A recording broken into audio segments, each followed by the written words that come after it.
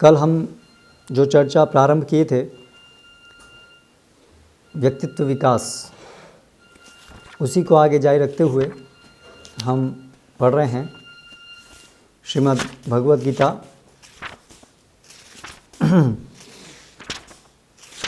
12वें अध्याय से श्लोक संख्या 13, 14 और उसके आगे। कल ही पूरा नहीं हो पाया था, तो कल हमने ये सुना कि वर्तमान समय में जो पर्सनैलिटी डेवलपमेंट के नाम पर चल रहा है, यस 100% डेवलप हो रही है, लेकिन आसुरी पर्सनैलिटी डेवलप हो रही है। हिरण्यकशिपु की तरह से पर्सनैलिटी डेवलप हो रही है, क्योंकि उसका उद्देश्य है संसार में बहुत बड़ा इंद्रिय भोगी बनना, भगवान के साथ कंपटीशन करना। इसलिए उसका ऐसी पर्सनल डेवलपमेंट का परिणाम केवल निराशा होता है, जैसे हिरण्यकशिपु के साथ हुआ। लेकिन उसके विपरीत वास्तविक पर्सनल डेवलपमेंट है भगवान कृष्ण के निर्देश के अनुसार, जो हमारी स्वाभाविकता है कि हम कृष्णदास हैं, उस आधार पे अपने व्यक्तित्व को विकास जो हमारा होता है भक्ति के माध्यम से, वो वास्तविक पर्सनल डेवलपमेंट है। तो उसके अंतर्गत भगवान यहाँ पर वर्णन कर रहे हैं कि उनके भक्तों के अंदर कौन कौन से गुण हैं जो उनको सुशोभित करते हैं। तो अद्वेष्टा सर्वभूतानां मैत्रः करुण एव च निर्ममो निरहंकारः समदुःख सुखक्षमी संतुष्टः सततं योगी यतात्मा दृढ़निश्चयः मयि अर्पित मनो बुद्धिर यो मद्भक्तः समे प्रियः। Translation prepared by Srila Prabhupada. One who is not envious but is a kind friend to all living entities, who does not think himself a proprietor and is free from false ego, who is equal in both happiness and distress, who is tolerant, always satisfied, self-controlled, and engaged in devotional service with determination, his mind and intelligence fixed on me, such a devotee of mine is very dear to me. Purport. Coming again to the point of pure devotional service, the Lord is describing the transcendental qualifications of a pure devotee in these two verses. A pure devotee is never disturbed in any circumstances, nor is he envious of anyone, nor does a devotee become his enemy's enemy. He thinks this person is acting as my enemy due to my own past misdeeds, so it is better to suffer than to protest. तो अद्वेष्टा सर्वभूतानाम, वो किसी से ईर्ष्या नहीं करता है। कल हमने थोड़ी सी चर्चा इसके ऊपर की थी। ये बहुत एक महत्वपूर्ण अंतर है भक्त में और अभक्त में। अभक्त हमेशा दूसरों से ईर्ष्या करते हैं क्योंकि वो स्वार्थी होते हैं। इसलिए किसी दूसरे की जब प्रगति होती है तो उनको दुख होता है, क्योंकि स्वार्थ है तो दूसरे की प्रगति से, उनके स्वार्थ में दूसरे की प्रगति से रुकावट आती उनको दिखती है।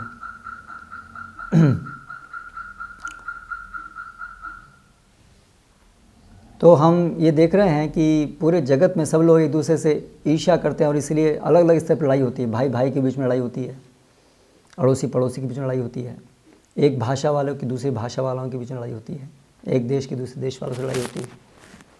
सब इस प्रकार से, क्योंकि एक दूसरे से ईर्ष्या करते हैं। लेकिन एक भक्त निर्मत्सरः, ये उसका एक प्राथमिक एक महत्वपूर्ण लक्षण है। निर्मत्सरः, वो कभी भी किसी से ईर्ष्या नहीं करता, क्योंकि उसका वो स्वार्थी नहीं है, वो निस्वार्थ है। क्यों वो निस्वार्थ है? क्योंकि उसने समझ लिया है कि उसका वास्तविक हित, वास्तविक स्वार्थ है कृष्ण सेवा, न कि इंद्रिय भोग। और जब हम भगवान के सेवक होते हैं तो स्वाभाविक रूप से ईर्ष्या को कोई स्थान ही नहीं है, क्योंकि हम सेवक हैं, भोक्ता ही नहीं। और कृष्ण के सेवक, और कृष्ण की सेवा कितनी भी अच्छाई से कितने भी लोग कर सकते हैं, उसमें कोई आपस में कंपटीशन की ज़रूरत नहीं है। भगवान की सेवा, और अंततः हमारा लक्ष्य भगवान को प्रसन्न करना है, तो स्वाभाविक रूप से हम अन्य जब भक्त भगवान की सेवा करते हैं, हमसे भी अच्छे से करते हैं, तो हमें और प्रसन्नता होनी चाहिए कि अरे कृष्ण और अधिक प्रसन्न है। तो इसलिए कैसे हमें दूसरे की इवन आध्यात्मिक प्रगति देख करके भी कैसे ईर्ष्या हो सकती है। तो इस आधार पे पूरे संसार में शांति स्थापित हो सकती है। ये कृष्ण भावनामृत आंदोलन ये केवल कुछ टाइम पास करने के लिए, कुछ साइड की तरह से कुछ थोड़ा बहुत कुछ करने के लिए नहीं है। वास्तव में कृष्ण भावनामृत आंदोलन पूरे संसार को मार्गदर्शन देने के लिए है। संसार में सब लोग सुख शांति चाहते हैं, लेकिन सुख शांति कैसे प्राप्त हो वो नहीं जानते हैं। वो स्वार्थी बने रह करके, इंद्रिय भोग में लिप्त रह करके शांति स्थापित करना चाहते हैं। वो कभी संभव नहीं हुआ है, न कभी होगा। जैसे कि एक तालाब में यदि आप पत्थर फेंको अलग अलग जगह पर, तो उससे क्या होगा, जो उससे लहरें बनेंगी वो एक दूसरे से टकराएंगी। लेकिन अगर एक ही जगह पर पत्थर फेंकें तो उससे जो भी लहरें उत्पन्न होंगी वो सब कंसंट्रेट नहीं, उसको रेजोनेंस, मतलब केंद्र तो एक होगा, लेकिन वो लहरें एक दूसरे को रेजोनेंट, वो सपोर्ट करेंगी, और एक दूसरे को काटेंगी नहीं। तो उसी प्रकार से यदि पूरे जगत का केंद्र भगवत सेवा है, बात ये नहीं है कि हिंदुओं का ही केवल कृष्ण है, हिंदू के तो कृष्ण केवल हिंदू के नहीं है, कृष्ण सबके हैं। वो तो लोग ऐसा सोचते हैं कि ये कृष्ण हिंदू के भगवान हैं। जैसे कि सूर्य शब्द हिंदी का है, इसका अर्थ ये नहीं है कि केवल हिंदुस्तान में ही सूर्य है, सब जगत में सूर्य है। कोई इसको सूर्य कह के जानता है तो कोई इसको सन कह के जानता है। उसी प्रकार से भगवान तो सबके लिए एक ही हैं। कोई इसको कृष्ण के नाम से जान सकता है, कोई इसको अल्लाह के नाम से जान सकता है, लेकिन भगवान तो एक ही हैं। और कृष्ण रूप में शास्त्रों के माध्यम से, वैदिक शास्त्रों के माध्यम से भगवान को बेस्ट पॉसिबल तरीके से जाना जा सकता है। अन्य जगह पर बाइबल, कुरान इत्यादि में भगवान के विषय में बहुत प्राथमिक स्तर पे ही ज्ञान है केवल, तो कोई भगवान है, हमें उससे डरना चाहिए। लेकिन शास्त्रों में जो भगवान की कल्पना, भगवान की जो समझ दी गई है, वो केवल डर के हमें भगवान को मानना ऐसा नहीं है, बल्कि अंततः प्रेमवश भगवान की सेवा करनी है। इस स्तर तक जीव को वो ले जाती है। तो इसलिए ये भगवत गीता, ये जो शास्त्र हैं, ये जो कृष्ण भावनामृत आंदोलन है, ये पूरे संसार में एक शांति का सूत्र सब लोगों को देने के लिए है, पूरे संसार में एक रिवॉल्यूशन लाने के लिए है। ये मूवमेंट नहीं है कि बस कुछ लोग थोड़ा थोड़ा बैठ के कुछ अपना समय बिताएंगे, नहीं, ये पूरे संसार को मार्गदर्शन देने के लिए है। ये हमें समझना है। अभी हम इसमें कैसे रोल प्ले कर सकते हैं, दैट वी हैव टू सी। ये बहुत सीरियस मूवमेंट है, ये परोपकार का मूवमेंट है, ये स्वार्थ के लिए नहीं है। हमें केवल अपनी ही भक्ति करने से ही संतुष्ट नहीं होना है। जो व्यक्ति अपनी भक्ति करने से संतुष्ट होता है, केवल अपनी आध्यात्मिक प्रगति मात्र से संतुष्ट होता है, वो खुद भी इतनी प्रगति नहीं कर सकता वनस्पत उस व्यक्ति के, उस भक्त के, जो अपनी प्रगति के साथ साथ अन्यों की प्रगति के लिए भी प्रयास करता है, ललायित रहता है। जैसे कि श्रील प्रभुपाद अपनी भक्ति करना चाहते केवल, तो वृंदावन में बड़ी आसानी से बैठ कर के वो कर ही रहे थे। लेकिन 70 साल की उम्र में उन्होंने वृंदावन छोड़ करके पाश्चात्य जगत में, जो बिल्कुल असंस्कृत लोगों के रहने की स्थान हैं, ऐसे लोगों के बीच में प्रभुपाद ने जाकर के प्रचार किया। किस उद्देश्य से? कि उनका भी उद्धार हो, सबका उद्धार हो। तो इसी प्रकार से ये भगवान को बहुत प्रिय करने वाली चीज़ है। तो ये अद्वेष्टा, किसी से द्वेष ना करना, तो ये भक्त के अंदर स्वाभाविक रूप से आता है। और हमें ये गुण को जान करके, जब हमारे अंदर इन गुणों के विपरीत भावनाएं उठें, तो उनको यथासंभव कंट्रोल करना चाहिए इंटेलिजेंस से। अगर हमें किसी भक्त के प्रति ईर्ष्या का भाव आ रहा है, तो हमें समझना चाहिए कि Krishna will not be happy with this attitude. कोई भक्त अच्छे से भक्ति करता है, उसकी प्रगति होती है, तो हमें प्रसन्नता होनी चाहिए। Krishna is very happy, so I should be happy. लेकिन ये मुश्किल होता है, हमको प्रसन्नता नहीं होती जनरली। क्यों? क्योंकि हम इवन भक्ति सेवा में भी प्रारंभ में हमारा जो दृष्टिकोण है वो अपना ही सुख ढूंढते हैं हम लोग। इसलिए वो जब तक पूरा हृदय शुद्ध नहीं हुआ है, तब तक वही चेतना, वही भावना साथ में आती रहती है। तो इसलिए सावधान रहना चाहिए हमें इस बारे में। और विशेष रूप से जब हम प्रचार कार्य में लगेंगे, दूसरों के हित के लिए प्रयास करते रहेंगे, तो धीरे धीरे ये शुद्ध हो जाएगा। ये दुर्गुण। तो अदेष्टा सर्वभूतानां मैत्रः, सभी का मित्र, सभी का मित्र, एक भक्त सभी का मित्र होता है, क्योंकि वो सभी को कृष्ण भक्ति का प्रचार करता है। इस प्रकार से वो वास्तविक मित्र है। बाकी इस जगत में जो भी हमारे मित्र हैं, यदि वो कृष्ण भक्ति के आधार पर मित्रता नहीं है तो वो झूठी है, वो एक दिन टूटेगी। केवल कृष्ण सेवा के आधार पर ही संबंध जो भी होता है वो वास्तविक संबंध है, वो टिकेगा। चाहे हमारा माता पिता के साथ संबंध है, चाहे हमारे मित्र हैं, कोई भी संबंध है, पति पत्नी, अगर वो संबंध कृष्ण की सेवा पे आधारित नहीं है तो किस पे आधारित होगा? इंद्रिय भोग पे आधारित होगा। माता पिता बच्चे का संबंध क्या है? बेटे तुम हमारे इंद्रिय भोग में हेल्प करो, हम तुम्हारे इंद्रिय भोग में हेल्प करेंगे। Generally that's a contract. अभी हम तुम्हारा लालन पालन करेंगे, जब बूढ़ हो जाएंगे तुम हमारी देखभाल करना। Correct, that's understanding. लेकिन वो अपूर्णता है, वो वास्तविक माता पिता बच्चे का संबंध नहीं है। माता पिता को बच्चे को जन्म देना चाहिए और उसका लालन पालन करना चाहिए उस उद्देश्य से कि ये कृष्णदास है, ये हमारे घर में आया है, हमें इसे अभी कृष्ण भक्त बनाना है। और बच्चे का भी ये कर्तव्य है कि वो भी अपने माता पिता की को उनकी कृष्ण भक्ति में प्रगति के लिए मदद कर सके, उनको असिस्ट कर सके। तो इस तरह से हर संबंध का ये आधार होना चाहिए। करुण एवच, दयावान होता है एक भक्त, लेकिन वो भौतिक अज्ञानता की दया नहीं, दया की भावना उसके अंदर नहीं होती है कि केवल शरीर के ऊपर दया करने से वास्तविक दया हो गई। वो ऐसी भ्रांत धारणा में नहीं रहता। वो जानता है कि वास्तविक दया आत्मा के स्तर पे होती है। जब तक जीव कृष्णदास जो है वो वापस इस चेतना में नहीं आएगा तब तक उसका कोई हित नहीं हो सकता। इसलिए अंततः उसकी सारी करुणा का आधार होता है कि जीव को कृष्ण स्मृति, कृष्ण सेवा में लगाना, और फिर उसके लिए जो भी संभव, जो भी आवश्यक है, शरीर के लिए भी जो आवश्यक है वो भी वो करता है।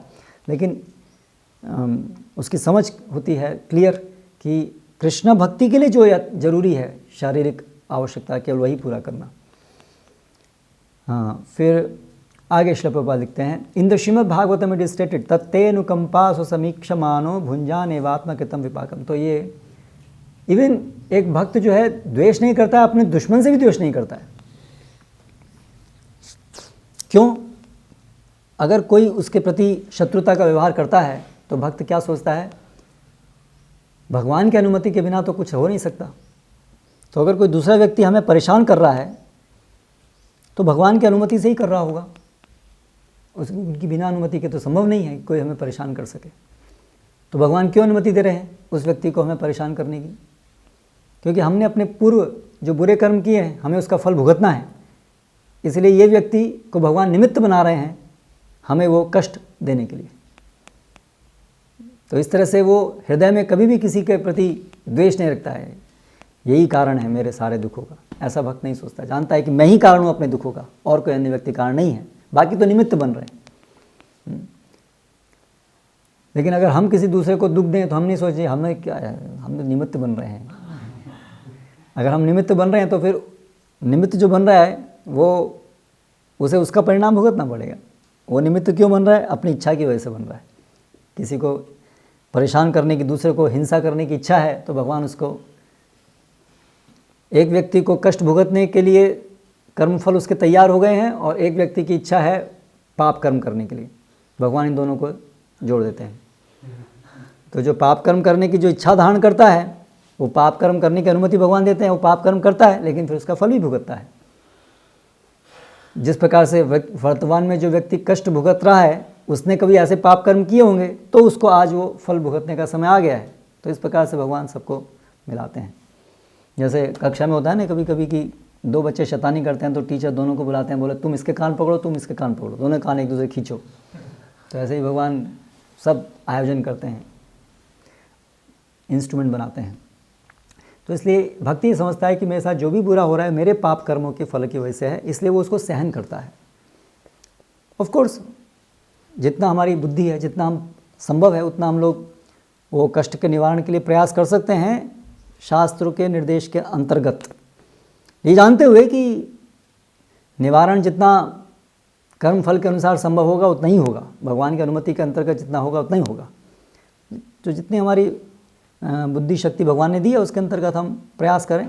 ये भी भगवान ने हमको ये सब निर्देश भी दिए हैं। जैसे कोई कैदी होता है वो जेल में दंड भुगतता है लेकिन सरकार उसके इलाज की व्यवस्था भी करती है। तो उसी प्रकार से भगवान आयुर्वेद भी दिए हैं, ठीक है, दंड भी है, लेकिन यथासंभव कुछ शरीर की देखभाल भी करनी है। और भक्तों के लिए तो शरीर की देखभाल करनी है, क्योंकि उससे हमें भगवान की सेवा में लगाना है। और सभी को तो भक्ति होना चाहिए। इसलिए हम समझ रहे हैं कि अभी हम दंड भुगत रहे हैं, वो ठीक है, लेकिन अभी शरीर की देखभाल करनी है भगवान की सेवा के लिए, क्योंकि इसको यथासंभव हष्ट पुष्ट रखना है। और जो कर्म फल हैं वो तो साथ साथ भुगतते ही रहना है। That's okay. Whenever a devotee is in distress or has fallen into difficulty, he thinks that it is Lord's mercy upon him. तो अभी जो पर्सनल डेवलपमेंट है हिरण्यकशिपु वाला, उसमें भी ये लोग ऐसे ही बताते हैं कि जब कोई परेशानी आए तो उसको ओवरलुक करना चाहिए। लेकिन किस अंडरस्टैंडिंग से, कि अगर मैं इन परेशानी से विचलित हो जाऊंगा तो मेरा जो हिरण्यकशिपु बनने का टारगेट है वो रुक जाएगा, ऑब्स्ट्रक्ट हो जाएगा। इस दृष्टि से मुझे सहन करते रहना है। लेकिन ऐसे लोग के लिए बहुत संभावना है कि वो कभी ना कभी बहुत फ्रस्ट्रेट होंगे, क्योंकि उनकी शरण नहीं है भगवान में, वो तो अपने बलबूते पर लड़ रहे हैं। तो ऐसा एक समय जब आता है जब उनकी सारी योजनाएं विफल होती हैं, अंत तक अभी कोई होप ही नहीं रह गई है, तब फिर वो पूरी तरह टूट जाता है। जब तक उसकी होप बनी रहती है, डिफ़िकल्टीज आ रही हैं लेकिन उसको होप है, तब तक वो फिर भी प्रयास करता रहता है, हाँ कोई बात नहीं कोई बात नहीं। लेकिन जब सारी होप कंप्लीटली डिवास्टेड हो जाती है तब फिर दी एंड हो जाता है। जैसे 1923 और समथिंग में एक बहुत बड़ा अमेरिका के अंदर पूरा जो ट्रेड ये था अपना शेयर मार्केट पूरी तरह से क्रैश हो गया था, बिग वे। मल्टी मिलियनर लोग जो हैं वो रोडपति बन गए थे एक कुछ ही घंटे के अंदर।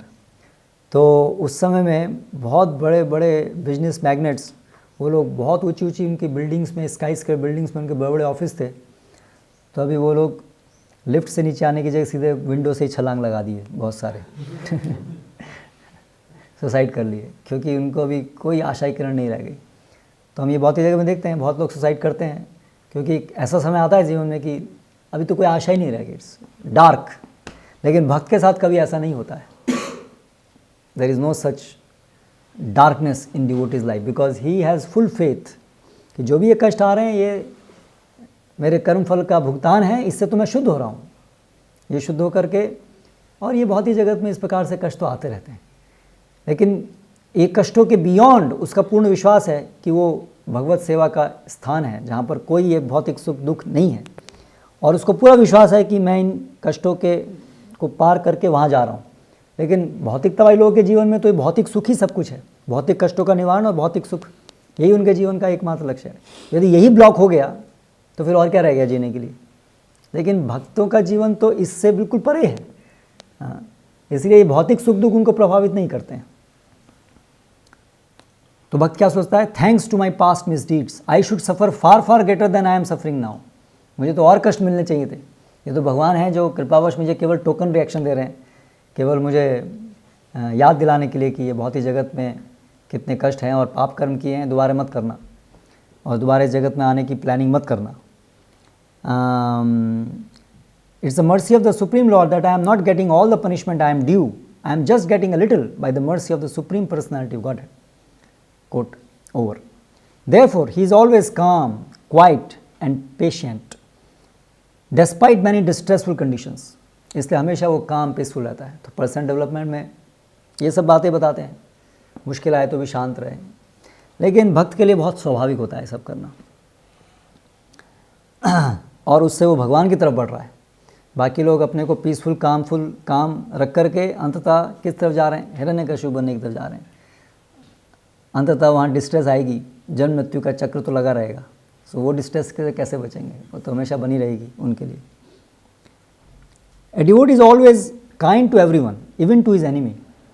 अभी देखो जो अभक्त होते हैं उनकी काइंडनेस कंडीशनल होती है।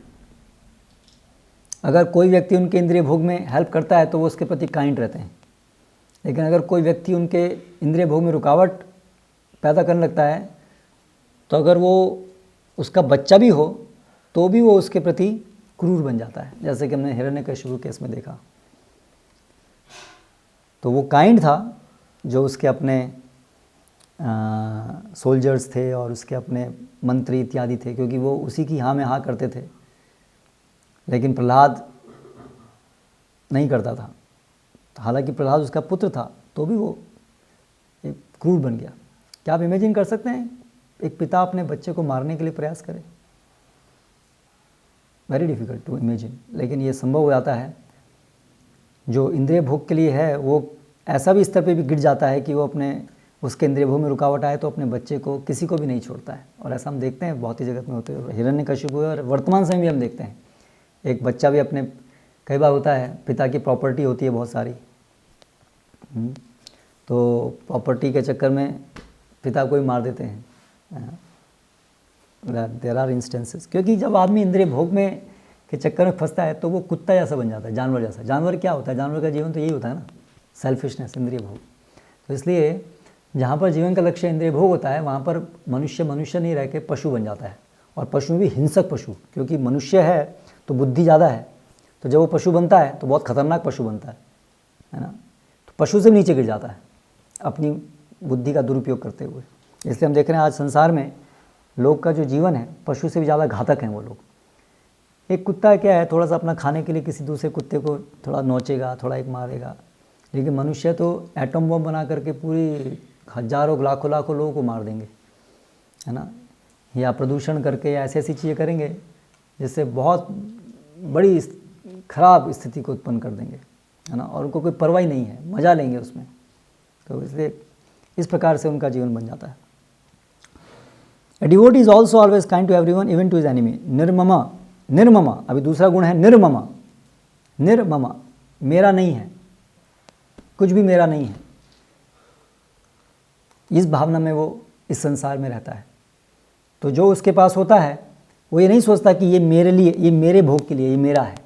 वो जानता है कि ये सब संपत्ति कृष्ण की है, जो उन्होंने अभी मेरे संरक्षण में छोड़ी है। I am a watchman, I am a caretaker, I am not the owner, I am not the proprietor. मैं किसी चीज़ का मालिक नहीं हूँ, मैं तो केवल केयर टेकर हूँ। ये भगवान की संपत्ति है, भगवान ने मुझे मेरी केयर में ये चीज़ दी है।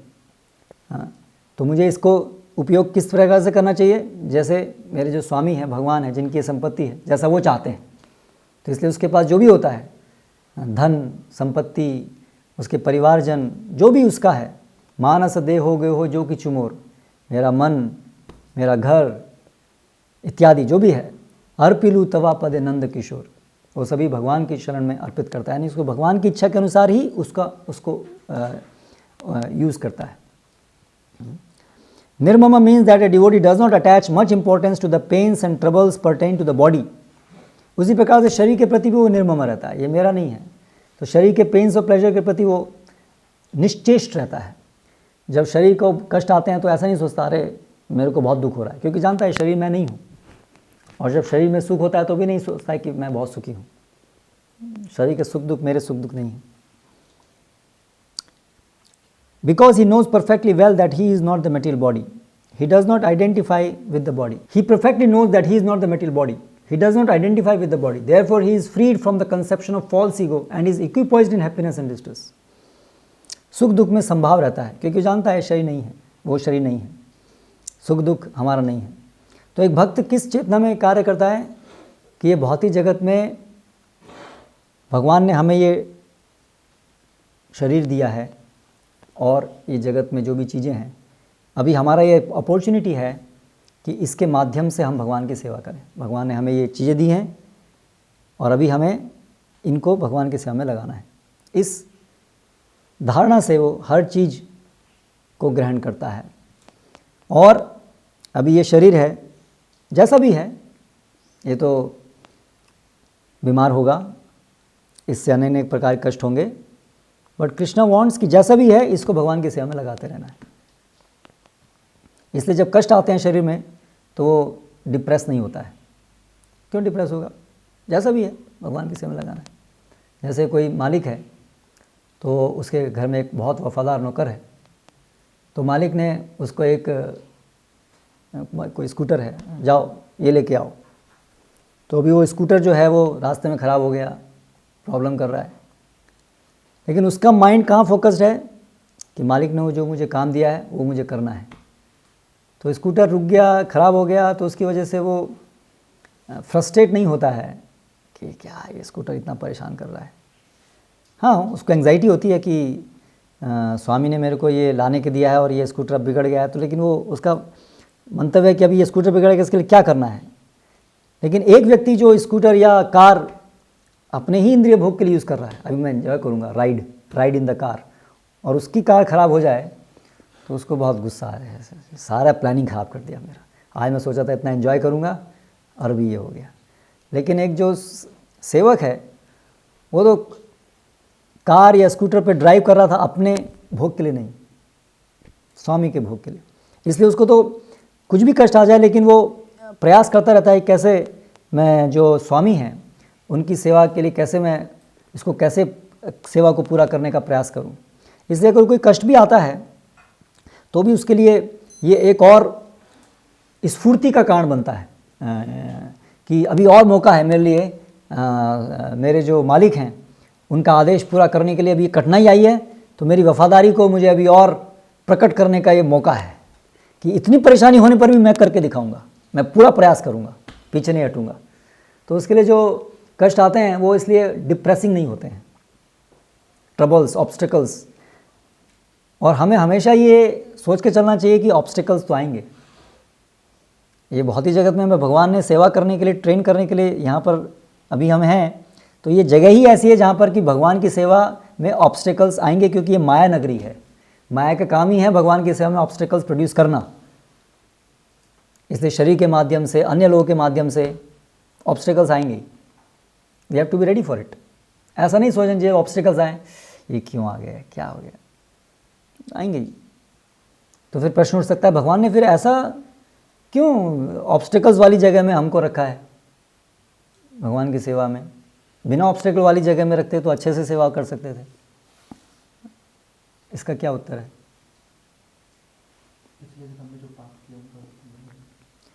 क्योंकि हम तो इस जगत में भगवान की सेवा करने के लिए नहीं आए थे। हम तो इस जगत में भगवान को भूल के हम तो भोग करने के लिए आए थे। वो तो अभी आने के बाद में हमें समझ में आ रहा है कि एक्चुअली हमें भगवान की सेवा करनी चाहिए। तो अभी तो इस भौतिक जगत में भोग करने के लिए आए और कर्म बंधन में फंसे हुए हैं। तो अभी हमें ट्रेन होना है ना वापस भगवत सेवा के लिए। तो अभी तो जो हमारी वर्तमान स्थिति है, जहाँ हम भोग करने चाहते थे उसके लिए आए हैं। अभी हम उसको best use of bad bargain कर रहे हैं। ये शरीर जो मिला है वो हमें भोग करने के कारण, अपने कर्म फल के कारण मिला है, लेकिन अभी हम समझ रहे हैं इसलिए अब हम इसको भगवान की सेवा में लगा रहे हैं। बाकी ये जो भौतिक शरीर है उपयुक्त नहीं है सेवा के लिए, इसलिए इसमें कष्ट आते हैं। भौतिक जगत तो माया नगरी है, लेकिन अभी हम माया में हैं, तो इसलिए यहीं से ही वो प्रयास शुरू हो जाना चाहिए, यहीं से ट्रेनिंग होगी। और फिर जब हम तैयार हो जाएंगे तो फिर भगवत धाम, जहाँ पर कोई ऑब्स्टिकल नहीं होगा। हालांकि एक भगवत भक्त के लिए इस भौतिक जगत में रहते हुए भी वो ऐसी स्थिति को प्राप्त कर लेगा कि जब वो वैकुंठ में पहुंच जाएगा, जब उसकी चेतना पूरी तरह शुद्ध हो जाएगी, तो फिर उसको ऑब्स्टेकल नहीं लगेंगे। यानी कि क्योंकि उसका इंद्रिय भोग तनिक भी उसमें विचार नहीं है, इसलिए वो उसके लिए वो कोई उसको प्रभावित नहीं कर पाएंगे। इसलिए भक्त के लिए नरक स्वर्ग सब एक ही है। So in that sense he will reach Vaikuntha even while living in this world. He is tolerant and is satisfied with whatever comes by the grace of Supreme Lord। जो भी भगवान के द्वारा उसको भेजा जाता है वो उसमें संतुष्ट रहता है। यानी कि वो अपना प्रयास करता है जितना शास्त्रों के अनुसार व्यक्ति को अपने शरीर यापन के लिए जरूरी है उतना। ऐसा नहीं सोचता कि मेरे ही हाथ में सब कुछ है, सब कुछ मेरे करने से होगा, लेकिन साथ में ये भी नहीं सोचता कि भगवान सब करेंगे, मुझे कुछ नहीं करना है। करेक्ट। तो भगवान तो सब कुछ कर रहे हैं, लेकिन हमें हमारा कार्य करना है। तो कर्मफल के अनुसार भगवान ने वो सब आयोजन कर दिया है, वो आपको मिलेगा, लेकिन उसके लिए जितना आपको प्रयास करना है वो आपको करना होगा। जैसे इलेक्ट्रिसिटी डिपार्टमेंट में आपने टैक्स भरा है, तो इलेक्ट्रिसिटी डिपार्टमेंट ने आपके घर तक इलेक्ट्रिसिटी लाइन बिछा करके और इलेक्ट्रिसिटी पहुंचा दी है, वो आपने नहीं की, वो इलेक्ट्रिसिटी डिपार्टमेंट ने की है। लेकिन फिर भी आपको स्विच तो ऑन करना पड़ेगा, प्लग में है ना डालना तो पड़ेगा, आपको प्लग इन तो करना पड़ेगा, उतना प्रयास आपको करना पड़ेगा। ठीक है, तो उसी प्रकार से दोनों तरफ से प्रयास आवश्यक है।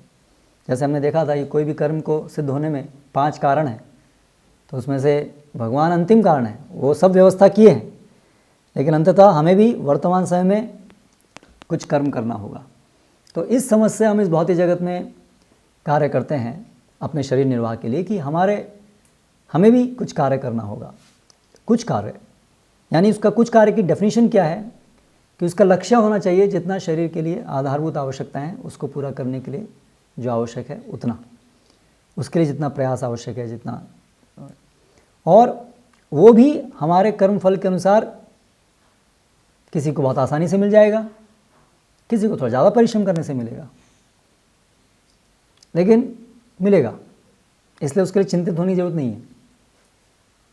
अगर हम अपना प्रयास करेंगे तो जो भी कर्म फल के अनुसार मिलना है वो मिलेगा, भगवान की अनुमति के अनुसार जो मिलना है वो मिलेगा।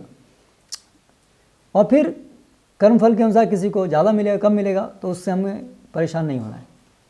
खाना खाना है, किसी व्यक्ति को भाग्य के अनुसार सोने की प्लेट में खाने को मिलेगा, किसी को केले की पत्तल में खाने को मिलेगा, लेकिन खाना सबको मिलेगा। मुख्य क्या है? खाना ना, चाहे सोने की प्लेट में खाएं कि पत्तल में खाएं, उससे क्या बड़ा फ़र्क पड़ा। लेकिन लोगों के लिए जो अभक्त हैं उनके लिए यही सबसे बड़ा फ़र्क है। खाना इंपॉर्टेंट नहीं है उनके लिए, पत्तल और ये सोना ही वो यही दिखा दे, देखो मैं सोने की प्लेट में खा रहा हूँ। उनके लिए सबसे इम्पोर्टेंट वही चीज़ है, सोना है, रहना है, वही है, लेकिन उनको दिखाना देखो मेरा कितना बड़ा घर है। काम तो वही है ना, सोना चाहिए तो 6x3 का एरिया ही चाहिए उसके लिए तो, लेकिन वो उनके लिए इम्पोर्टेंट नहीं है। उनको इतना बड़ा घर है, 10 कमरे हैं इसमें, भाई 10 कमरे हैं, रात को सोते समय तो आपको यही पता नहीं होता कि एक कमरा भी है। आप तो जंगल में शेर पीछे है और भाग रहे हो वहाँ, तो आप एक घर में भी नहीं, एक कमरे में भी नहीं सो पाते। लेकिन जो मूर्ख हैं वो लोग इस प्रकार से विचार करते हैं। तो इसलिए जो बुद्धिमान जो भक्त हैं वो जानते हैं कि कर्म फल के अनुसार, भगवान की अनुमति के अनुसार जो भी आधारभूत आवश्यकताएं हैं वो जितना भी है वो मिलेगा, और वो उसमें संतुष्ट रहता है। वो नकल नहीं करता एक दूसरे के पीछे, उसको इतना मिला उसको, क्योंकि उसको पता है ये सब तो क्षणिक है, शरीर को मेंटेन करना है, वी शुड बी सेटिस्फाइड। उसके लिए वो जितना आवश्यक है उतना प्रयास करता है। आलसी भी नहीं होता है, ऐसा नहीं कि आलसी है कुछ नहीं कर रहा, ऐसा नहीं है। जो भी आवश्यक है उसके समाज में जो भी इसका रोल है उसके लिए भगवान के दिशा निर्देश के अनुसार जो भी शरीर स्तर पे जो उसे कार्य करना है उसके लिए वो आवश्यक कार्य करता है। लेकिन वही जैसे मैं बताया, शरीर यापन के लिए जरूरी है उतना, और शास्त्र के निर्देश के अनुसार he does not endeavour much to achieve something very with great difficulty. भौतिकतावादी लोग ऐसी ऐसी चीज़ें प्राप्त करने की कोशिश करते हैं जो बहुत मुश्किल है। जैसे हमने डिस्कस किया था, ये जो पूरा औद्योगिकरण है ये उग्र कर्म है, क्योंकि इसमें ऐसी ऐसी चीज़ें प्राप्त करने के लिए या प्रदान करने के लिए ही प्रयास है जो आवश्यक नहीं है, और इसलिए इसके लिए बहुत परिश्रम करना पड़ता है। आप जाएंगे, आप लोग के इंडस्ट्रियल विजिट्स में आप देखते होंगे जहाँ पर ये फर्नेसेस होती हैं, क्या एटमॉस्फेयर होता है वहाँ पर। वो आदमियों के रहने लायक जगह थोड़ी ना है। आप लोगों ने विजिट किया कभी? आप लोगों ने किया? नॉइस, फ्यूम्स, केमिकल फ्यूम्स, है ना। तो एक्चुअली वो आदमियों के रहने की जगह नहीं है। आदमी के लिए शांतिपूर्वक तरीके से जीवन होना चाहिए हमारा, विदाउट एनी पोल्यूशन, शांति, पीस, ये स्वाभाविक जीवन है। लेकिन इंडस्ट्रीज़ में, सारे इंडस्ट्रीज़ में आप देखिए जा कर के, बहुत उनके जो वेस्ट प्रोडक्ट्स हैं उसके इतने सारे हार्मफुल इफ़ेक्ट्स उससे सबसे होते हैं। तो इसलिए वो सब उग्र कर्म है, बहुत एक्सेसिव लेबर, बहुत और जीवन के लिए घातक होता है वो सब चीज़ें, है ना। बहुत सारी इंडस्ट्रीज से बहुत सारी बीमारियाँ होती हैं ना, एस्बेस्टोसिस, पहले एस्बेस्टस की शीट्स आती थी, उससे एस्बेस्टोसिस, बहुत सारी बीमारियाँ होती हैं। और बीमारियाँ नहीं हों तो भी लोगों का जो वर्कर्स होते हैं तो इतना उग्र कर्म करने की वजह से वो फिर उनको शराब और यही सब चीज़ें ही पीनी पड़ती हैं, क्योंकि उसमें उनकी पूरी शक्ति पूरी निचड़ जाती है, वातावरण बहुत ही अस्वाभाविक है। इसीलिए ये पूरा जो मॉडर्न सिविलाइजेशन है, ये जो industries and all this, Prabhupada बोलते हैं दिस आर हेल, ये सब नरक हैं। किसी को नरक में कोई नरक है, कहाँ ऐसा नरक होता है तो उसको बोलना चाहिए हाँ होता है। कहाँ है? वो इंडस्ट्रीज़ में है, जाके देख लो। सो नॉट लेस देन नरक। कोल माइंस क्या है? 5-5 किलोमीटर पृथ्वी के नीचे बिल्कुल कंप्लीट डार्क में जाकर कोयला निकालना है। Is it not hello? है ना? समुद्र के बीच में जाकर के वो माइनिंग करना है, पेट्रोल क्रूड ऑयल माइनिंग करना है, very dangerous things.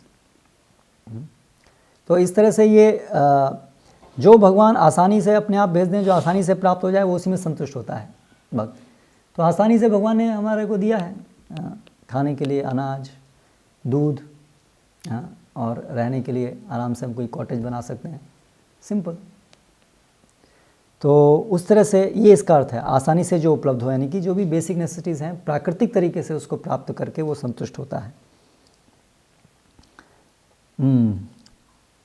Then therefore is always joyful, इसलिए वो हमेशा प्रसन्नचित रहता है। ये एक कारण है उसको प्रसन्नचित रहने का, क्योंकि वो कोई बहुत डिफ़िकल्ट चीज़ प्राप्त करने के लिए प्रयास नहीं कर रहा है। जैसे मुझे ध्यान है जब मैं पढ़ता था तो सारी तरफ से यही था कि बहुत टॉप पे जाना है, कॉलेज को टॉप करना है और सिलेक्शन होना है, और मुझे यही लगता था कि जीवन में इससे अच्छी चीज़ और क्या हो सकती है। तो एम्स में जाना है, तो ऐसे सब बड़े बड़े मुश्किल चीज़ों को हम लक्ष्य बनाते हैं। आईआईटी टॉप करना है, तो फिर क्या बहुत सारी चिंता भी होती है। अभी टॉप तो 1 साल में एक ही करेगा, बाकी सारे क्या करेंगे? निराश होंगे। ये सब अननेसेसरी कंपटीशन है। ठीक है, शरीर निर्वाह के लिए जरूरी है, काम करो कुछ, ठीक है, दैट्स ओके। पर वो अभी मान लीजिए कोई टॉप किया और जो सेकंड आया वो इतना निराश हो जाता है कि बार सुसाइड कर लेता है। किस लिए? मैं टॉप नहीं हो पाया।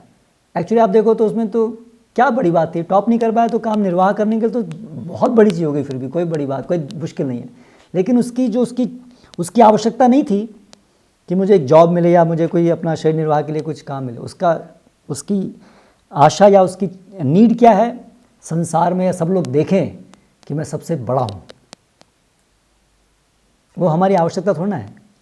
ये तो नेम और फेम के पीछे पागलपन है। तो इसकी वजह से एंग्जाइटी। एक मैं जहाँ पर रहता था, एक करमुंद्रे एक फार्म में, करमुंद्रे नहीं, उससे पहले एक सेलम के पास में, तो वहाँ गांव में एक लड़का था। वो 10वीं कक्षा में उस समय पढ़ता था। वो पूरे तमिलनाडु में फर्स्ट आया था।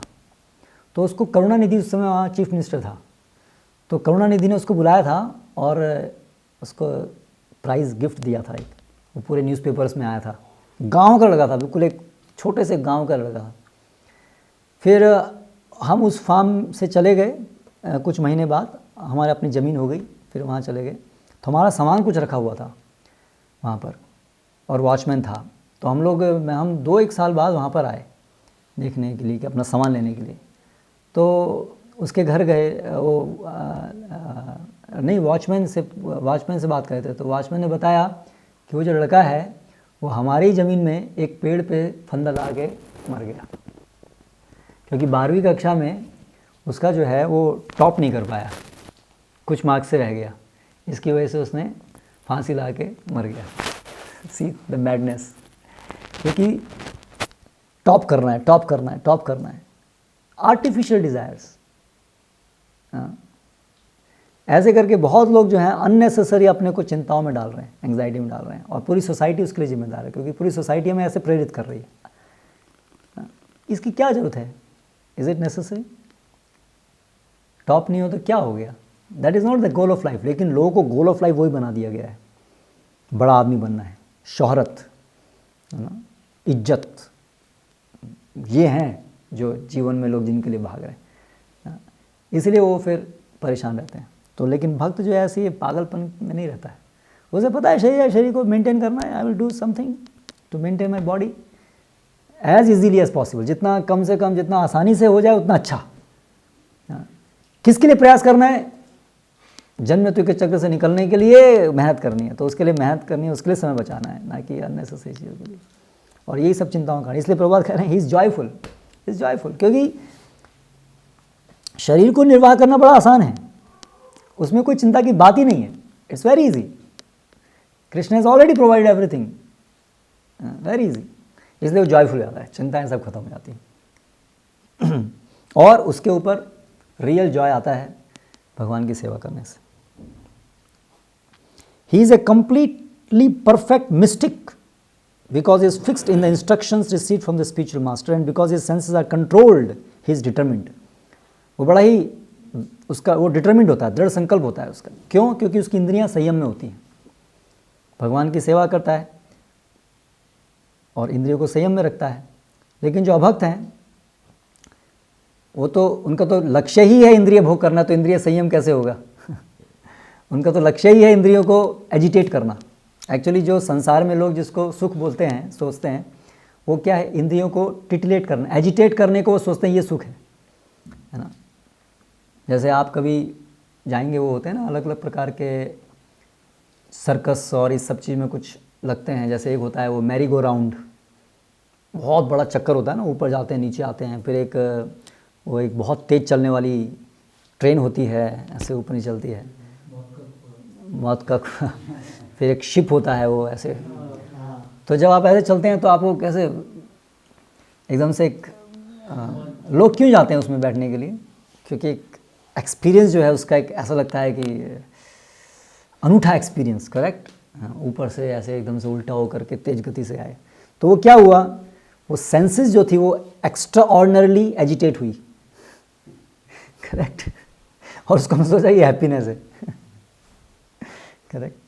तो इसी प्रकार से जैसे वो म्यूज़िक है, एक्स्ट्राऑर्डिनरली अपने को एजिटेट करने से we think this is happiness, क्योंकि हमको पता ही नहीं है कि हैप्पीनेस क्या है। हमने कभी आज तक भगवान की सेवा की नहीं है, इसलिए हमको रियल हैप्पीनेस का अंदाज़ा ही नहीं है। So that is a madness. लेकिन भक्त जो हैं वो इंद्रियों को संयमित रखते हैं, और भगवान की सेवा करते करते स्वाभाविक रूप से इंद्रियाँ संयमित भी रहती हैं। इसलिए वो डिटर्मिनेशन का होता है, क्योंकि डिटर्मिनेशन के लिए ज़रूरी है सेंसेस कंट्रोल होना। भगवान को की तरफ आगे बढ़ना है तो अननेसेसरी इंद्रिय भोग नहीं करना है, तो उसके लिए सेंसेस कंट्रोल होनी चाहिए। He is not swayed by false arguments because no one can lead him from the fixed determination of devotional service. तो बहुत से हैं लोग संसार में, हमेशा आपको बहुत आर्ग्यूमेंट मिलेंगे, भगवान नहीं है, या ये भक्ति अभी थोड़ा करनी है, अभी तो उम्र पड़ी है, तो बुढ़ापे में करने की बात है ना। ऐसे बहुत सारे फॉल्स आर्ग्यूमेंट्स मिलेंगे। लेकिन जो भक्त है, जो शास्त्रों को समझ रहा है, भगवान की वाणी को समझ रहा है, वो क्लियरली जान सकता है सही और गलत क्या है, और वो फॉल्स आर्ग्यूमेंट से विचलित नहीं होता है, क्योंकि उसको ज्ञान होता है कि सही क्या है।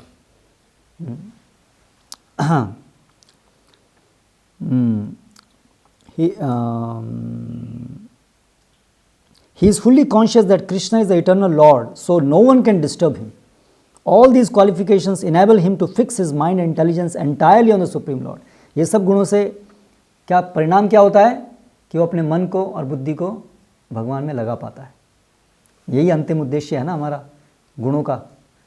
तो ये सब गुण होने से उसको भगवान की सेवा करने में सहायता मिलती है, इंद्रिय संयमन होने से, डिटरमिन्ड होने से, ये सब। और जो हिरण्यकशिपु % डेवलपमेंट वाले हैं, उनको वो सब गुण जो है उनको और अधिक बड़ा हिरण्यकशिपु बनने के लिए मदद करते हैं, लेकिन अंततः वो विफल होते हैं उनके सभी प्रयास। लेकिन एक भक्त के गुण उसको, उसका चित्त भगवान की सेवा में लगाने में सब मदद करता है, और उससे क्या प्राप्त होता है, उसको नित्य भगवत सेवा प्राप्त होती है, जो कभी भी खत्म नहीं होने वाली। And that is the success of life. Such a standard of devotion service is undoubtedly very rare, but a devotee becomes situated in that stage by following the regulative principles of devotion service.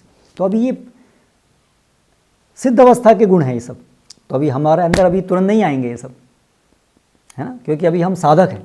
We are practising devotees, we are not accomplished devotees. तो हमें क्या करना होगा, we have to follow regulative principle. जो गुरुजन हैं उनके मार्गदर्शन में हमें जो नियम है भक्ति के जो हमें दिए गए हैं उनका पालन करना है।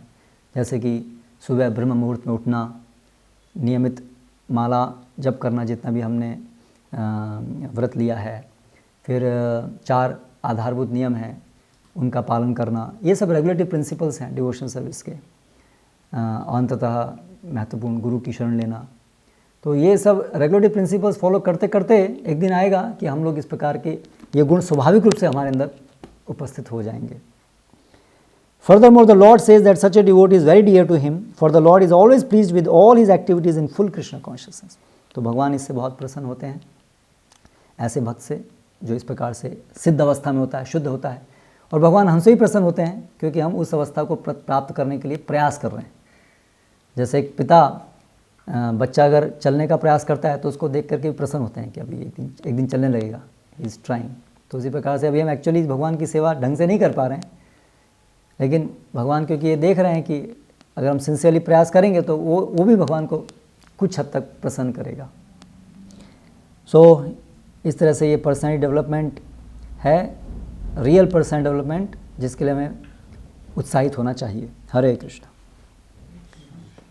Now any question in this regard you can ask.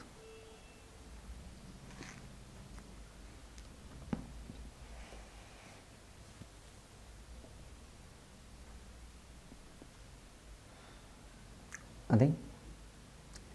Hare Krishna. Yes. पता है कि वो मटेरियलिस्ट पर्सन जो है वो एजिटेशन ऑफ सेंसेस को हैप्पीनेस मानते हैं। इस प्रकार से हम डिवोशनल लाइफ में देखते हैं प्रसाद है या नाचना है, फिर भगवान का रूप देखना है, वो भी एक तरह से सेंसेस का एजिटेशन है।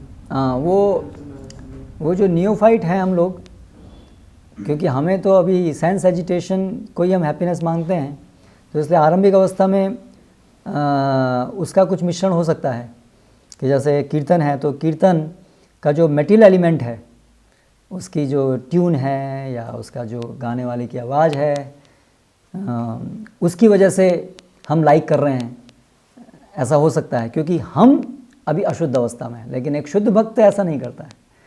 शुद्ध भक्त के लिए कृष्ण संतुष्ट होते हैं, उससे वो उसकी संतुष्टि होती है, ना कि साउंड से या ट्यून से।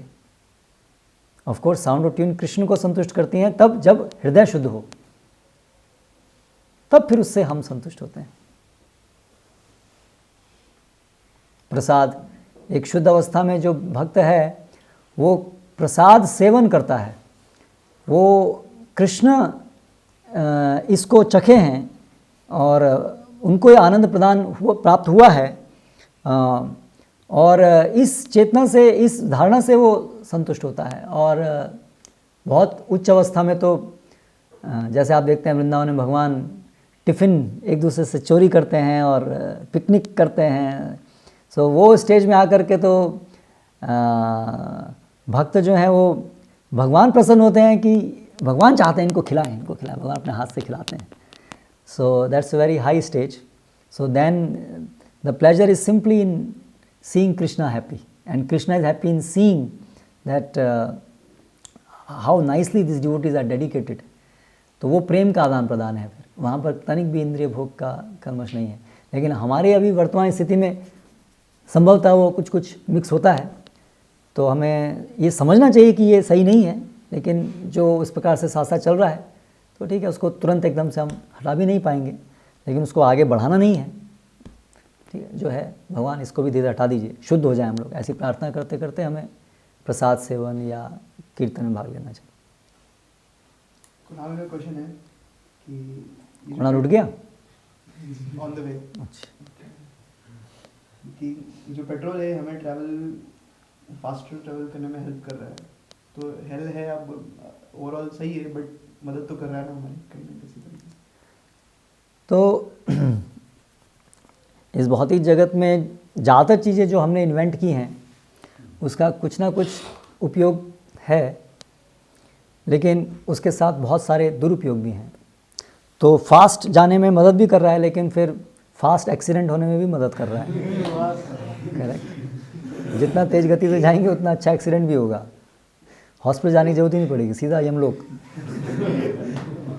करेक्ट। तो लेकिन उसकी ज़रूरत क्या थी, बिना पेट्रोल के भी तो हम लोग चल सकते थे पैदल, उसमें इतना एक्सीडेंट नहीं होता। चलने में एक्सीडेंट होता है कभी? कोई एक्सीडेंट नहीं होता। ठीक है, घुड़सवारी करेंगे, बैलगाड़ी पे जाएंगे तो भी ऐसे इतने डेंजरस एक्सीडेंट नहीं होंगे। करेक्ट। लेकिन कारें और ये फास्ट तो इतना डेंजरस है कि बहुत चांस है कि एक्सीडेंट होगा, और होते हैं। Road traffic accident is one of the major cause of death in today's world. हाँ, एक लड़का था, एक हमारे यहाँ एक भक्त थे, उनका लड़का था, उसका जॉब लगा नया नया फर्स्ट टाइम इंजीनियरिंग के बाद बेंगलोर में। तो उसको फर्स्ट सैलरी मिली, तो वो सब अपने दोस्तों को ले गया पिकनिक के लिए। तो बेंगलोर में क्या है, वो कार हायर करते हैं, तो कार हायर करके ले गया, हायर करके। तो कार में कैमरा होता है, तो उसकी स्पीड लिमिट्स होती हैं, but he was driving beyond limits. तो वहाँ से उसको फ़ोन करके बोल रहे हैं, यू कंट्रोल योर सेल्फ, आप लोग बियॉन्ड जा रहे हैं, बियॉन्ड जा रहे हैं। लेकिन वो लोग तो जवानी है और मज़ा है और going to high. Man you can imagine what happened. तो पेट्रोल ने उसको बहुत तेज़ी से एवरेस्ट एक्सीलेटर दबाया and he met with an accident, crushed completely, all of them died on the spot. ये सब केवल ऐसे नहीं है, this is reality, this is happening. तो लेकिन ये सब, इसके फ़ायदे थोड़े से हैं लेकिन नुकसान इतने सारे हैं। तो that's the problem. Hare Krishna. Yes, आपने बताया कि इसे हिरण्यकशिपु के पिता अभी भी मतलब अभी भी हैं। हिरण्यकशिपु के जैसे पिता जैसे जो अपने पुत्र का से दुश्मनी कर रहे हैं या पुत्र का या हाँ, अभी मतलब दो न्यूज इधर ही आया।